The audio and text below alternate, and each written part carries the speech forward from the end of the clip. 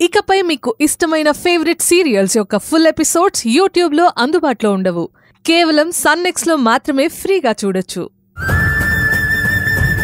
మొన్న ఇంట్లోనే నిరాహార దీక్ష చేస్తాను చెప్తావా లేదా అని నిరాహార దీక్షకి దిగింది.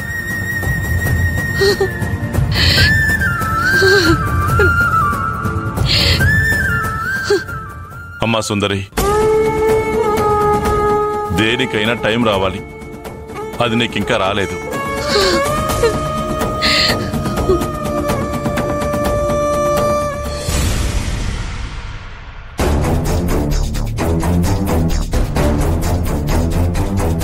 కాంతమ్మ పోలీస్ స్టేషన్ నుంచి బయటకు వస్తుంటే చూశాను. అసలు పోలీస్ స్టేషన్కి ఎందుకు వెళ్ళి ఉంటుంది? ఆమె పర్సనల్ పని మీద ఇదివరకేమన్నా కేసులు గొడవలు ఉంటే వెళ్ళిందా, లేక మనింటి గొడవల గురించి ఏమన్నా వెళ్ళిందా? రాణి వస్తే తెలుస్తుంది కదా. ఆపు ఆపు. ఎంత? 150. 150? ఏమ్మా ఆశ్చర్యంగా అంత షాక్ అయ్యో? 150 రూపాయలకి ఏమొస్తుందమ్మా? ఏం రావడం లేదు. 150 రూపాయలకి ఏమీ రావడం లేదు కదా. అయితే నేను కూడా ఇవ్వనులే. వెళ్ళు. ఏంటి ఆటోలోంచి కిందకి దిగావు? గొడవ పడతావా? గొడవ ఎందుకు కాంతమ్మ? వాడు అడిగినంత ఇచ్చేయచ్చు కదా. ఇదిగో, కాంతమ్మతో గొడవ అంటే కబడ్డీ ఆడుకుంటుంది తెలుసా? ఏమనుకుంటున్నావు నేనంటే? ఎంత? 150. నువ్వు వెళ్ళవయ్యా. అయ్యయ్యో, మీరెందుకు ఇచ్చారయ్య గారు? కొద్దిసేపు ఉంటే ఆ డబ్బులు కూడా ఇచ్చేదాన్ని కాదు. కాంతమ్మ, డబ్బులకు అసలు విలువ లేకుండా పోతుంది. కాంతమ్మ, ఆటో వాడితో గొడవ పెట్టుకోవడం అవసరమా? ఎందుకు నువ్వు ఎక్కడికి వెళ్ళి వస్తున్నావు? ఎక్కడికి వెళ్ళావని సార్ అడుగుతున్నారంటే సార్ స్టేషన్ దగ్గర నన్ను ఖచ్చితంగా చూసుంటారన్నమాట. పోలీస్ స్టేషన్ నుంచి. పోలీస్ స్టేషన్కి ఎందుకు వెళ్ళావు? నేనెందుకు వెళ్తాను అయ్య గారు? వాళ్లే వచ్చారు. బయట నన్ను పట్టుకుని ఈ ఇంట్లో పని మనిషివా అన్నారు. అవును అన్నాను. అంతే, జీప్ ఎక్కించి స్టేషన్ కి తీసుకుపోయారు. స్టేషన్ కి తీసుకెళ్లి ఏం చేశారు? అంత మెల్లగా అడుగుతారేంటయ్యా? నన్ను కొట్టి ఎంత పని చేశారు. ఆ ఇంట్లో ఎంతమంది ఉంటారు, ఎవరెవరుంటారు, ఏం మాట్లాడుకుంటారు, ఇంకా ఏవేవో ప్రశ్నలు అడిగారు. నాలో ఉన్న టెన్షన్ బయటపడకుండా చూడాలి. మరి నువ్వేం చెప్పావు? నేనేమైనా తక్కువ అయ్యా? వాళ్ళు అడిగారు కదా అని అన్ని చెప్పేస్తానా ఏంటి? చెప్పకపోతే ఎలా వదిలిపెట్టారు కాంతమ్మా? తెలుసుకోవాలి అనుకుంటే ఇంటి దగ్గర అయ్యగారు అమ్మగారు అందరూ ఉంటారు, మీరే వచ్చి కనుక్కోండి అని చెప్పాను.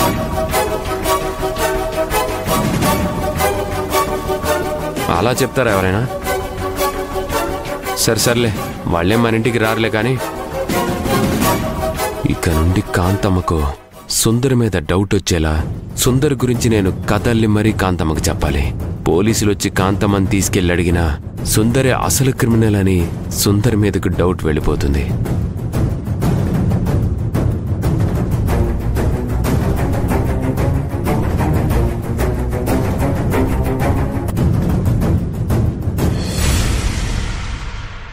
సుందరి, ఎక్కడికి?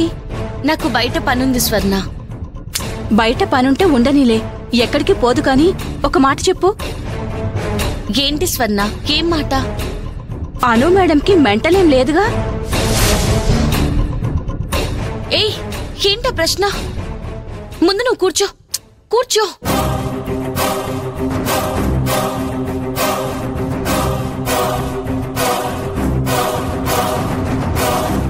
ఎందుకలా అడిగావు? నువ్వు ఎందుకంత టెన్షన్ పడుతున్నావు? నేనేమన్నాను? అను మేడంకి ఏమైనా పిచ్చా అన్నాను, అంతే కదా? అసలు నువ్వు అను మేడంని ఎందుకలా అనుకుంటున్నావు? అను మేడం చాలా మంచిది తెలుసా? ఏం మంచిదో ఏమో. నా దగ్గరకొచ్చి సరోగసి అంటుంది, నువ్వు జాగ్రత్త అంటుంది. తను ఏదేదో మాట్లాడుతుందే తప్ప నాకేం అర్థం కావడం లేదు. అదా, నేనింకేదో విషయం మాట్లాడిందని టెన్షన్ పడిపోయాను తెలుసా? నా కడుపులో పెరుగుతున్న తన బేబీ నీ కడుపులో ఉందనుకుంటుంది. అను మేడం చాలా మంచిది. ఎవ్వరికీ హాని తలపెట్టదు. సిన్సియర్గా తన పని తను చేసుకుంటూ వెళ్ళిపోతుంది. అది కాదు సుందరి, ఒకసారి వస్తుంది, తిన్నావా అంటుంది. ఓకే, బానే ఉంది. తింటే తిన్నాను, లేదంటే లేదు అంటాను. ఇంకోసారి వస్తుంది, టాబ్లెట్స్ వేసుకున్నావా స్వర్ణ, ఆరోగ్యం జాగ్రత్త అంటుంది. ఏం టాబ్లెట్స్, ఏం ఆరోగ్యం జాగ్రత్త? అబ్బబ్బా, అప్పుడప్పుడు నాకిదొక టార్చర్ అయిపోయింది. అంతే కదా, ఇందులో చెడైతే ఏం లేదు, మంచి కనబడుతుంది. మంచి మాత్రమే తీసుకో, చెడనేది అక్కడేం లేదు. నువ్వు పక్కకు జరపాలన్నా నీలో అను మేడం తన చెల్లెలను, తనకు కావలసిన ఎవరినో చూసుకుంటుంది. అది కాదు సుందరి, నేను surrogacy pregnant women, natural pregnant women కి నోట్స్ రాసుకుంటున్నాను. నువ్వు సరోగసి ఉమెన్ అని ఏదేదో రాసుకున్నాను. వెనకాల నుండి ఆవిడొచ్చేసింది. నువ్వు సరోగసి ఉమెన్ అని అను మేడంకి తెలిసిపోయిందనుకున్నాను. నువ్వంత షాక్ ఏం అవ్వక్కర్లేదులే. తనకి నువ్వు ప్రెగ్నెంట్ అని మాత్రమే తెలుసు. సరోగసి ఉమెన్, సరోగసి ద్వారా ప్రెగ్నెంట్ అని తెలీదు. అసలేం జరుగుతుందో నాకు అర్థం కావడం లేదు. సరే, ఏం జరుగుతుందో అని నువ్వు తెలుసుకోవడానికి ట్రై చేయకు.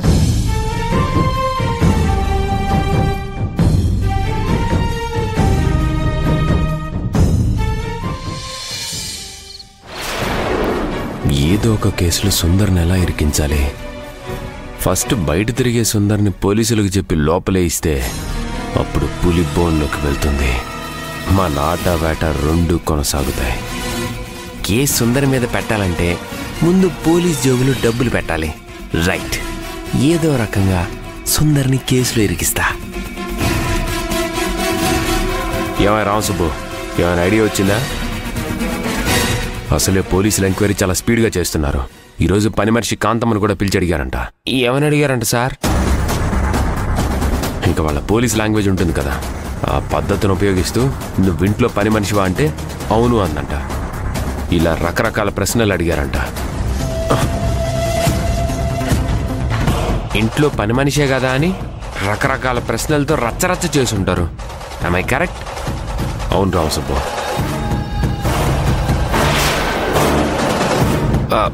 సార్, ఇక నుంచి ఉన్నవి లేనివి కల్పించి ఆ కాంతమ్మకి చెప్తే పోలీసు వాళ్ళు ఆమెను పట్టుకొని పోయి ఇంట్రాగేషన్ చేస్తారు. మనం కాంతమ్మకి ఏం చెప్తే కాంతమ్మది ఆ పోలీసులకు చెప్తుంది. అదే రికార్డ్ చేసుకొని పోలీసులు కేసు ఫైల్ చేస్తారు. ఎలా ఉంది సార్ ఐడియా? ఐడియా అయితే సూపర్ రామసుబ్బు. కాంతమ్మ మనకిప్పుడు ఆయుధం. ఆ ఆయుధాన్ని మనం ఎలా వాడుకుంటే అలా ఉపయోగపడుతుంది. లేనిపోని అబద్ధాలన్నీ నిజాలన్నట్టుగా ఆ కాంతమ్మకు పిలిచి చెప్తుంది సార్. పొల్లు పోకుండా పోలీసులు ఎదుట తన టాలెంట్ చూపిస్తుంది.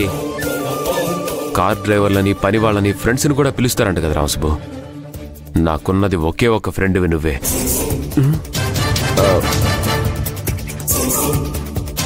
అయితే కాంతమ్మ అయితే ఓకే, మిగతా వాళ్ళంతా మ్యామ్యాగాళ్ళు. వాళ్ళకి మన మీద స్పెషల్ ఇంట్రెస్ట్ ఏముంటుంది చెప్పు. అందుకే ఈసారి పోలీసులకి నువ్వు దొరికి నా గురించి 4 మంచి మాటల్ని, నా నిజాయితీ నువ్వే చెప్పాలి రామసుబ్బు. అంటే పోలీసులకు చెప్పాలనుకున్నదంతా నీకు చెప్తాను. మీరు చెప్పిన అబద్ధాలని పోలీసులతో దెబ్బలు తింటూ నిజాలుగా చెప్పాలన్నమాట.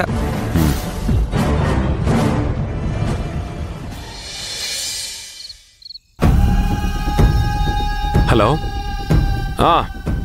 20 lakhs కదా, నేను ఏర్పాటు చేస్తాను. సరే బాయ్. అను బేబీ, నాకు అర్జెంటుగా 20 లక్షలు కావాలి. 20 లక్షలంటే ఎక్కడి నుంచి వస్తాయి కార్తిక్? ఎక్కడి నుంచి వస్తాయని నువ్వు నన్ను అడిగితే నేనేం చెప్తాను అను బేబీ? ఇల్లు మనది, కారు మనది, ఆస్తి మనది, అన్నీ మనవై ఉండి ఇప్పుడు మంది పాలయ్యాయి చూడు. అది మన చేతకాంతనం, మన అమాయకత్వం. ఇప్పుడు నువ్వు చెప్పేది కరెక్టే కార్తిక్. మన దగ్గర అంత డబ్బు ఎక్కడిది? ఆ మహాతల్లి సంతకం పెడితేనే కదా మనకొచ్చేది. మనకెంత ఆస్తి ఉండి దగ్గరలో సుందర్ని డబ్బు అడగాల్సిన అవసరం రావటం, చా ఎంత హీనమైన బతుకైపోయింది అను బేబీ.